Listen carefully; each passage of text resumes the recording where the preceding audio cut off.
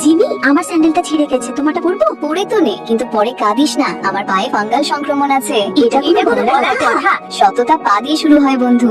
এত সুন্দর মেয়ে আর এত সত্যবাদী। জিমি, তোর স্কলারশিপ এবং চাকরি দুটোই হয়ে গেছে। বাহ, এখন টিউশনের ফি নিজেই দিতে পারবো। এটা কি এমন কিছু যে সবাইকে বলতে হবে? মিথ্যা লুকাতে হয়, সত্য নিজেই বলে। এখন থেকে 100 এর বেশি মানের ইভেন্টে যাব না। এত সিরিয়াস হয় না বন্ধু, আমি সহ্য করতে পারছি না। Bye bye. জিমি, তুমি এত সৎ কেন? মানুষ কি ভাববে? যারা মিথ্যায় বাঁচে তারা ভাবতে পারে। এই দেখো, এটি আমার বয়ফ্রেন্ড। ওয়াও, কত হ্যান্ডসাম। আরে বাহ, ধনী মনে হচ্ছে। তুই ভয় পাস না। ভয় আসে যখন তুমি নিজের কাছে মিথ্যে বলবে। আমি বলেছি আমাদের বাড়িও ভালো। কিন্তু এটা ভুল, তাই না পিঙ্কি? জিমির মতো হওয়ার দরকার আছে নাকি? না, কিন্তু মিথ্যা দ্রুত ধরা পড়ে। এই নাও ব্যাগ, মিল্ক টি আর আমার সততা ফ্রিতে। জিমি সবার মন জিতে নিচ্ছে আর আমি শুধু দেখানোতে ব্যস্ত।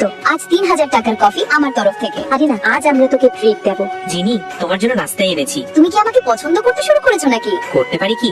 একদম নয়, আমি টাকা ও পড়াশোনা ভালোবাসি। আমাদের ওই জিনি পছন্দ যে মুক্ত ভাবে থাকে। এইদিকে পিঙ্কি, তুমি তো শুধু মিথ্যে বলো। তোমার ব্যাকগ্রাউন্ড সব মিথ্যা বেরোলো। ব্রেকআপ।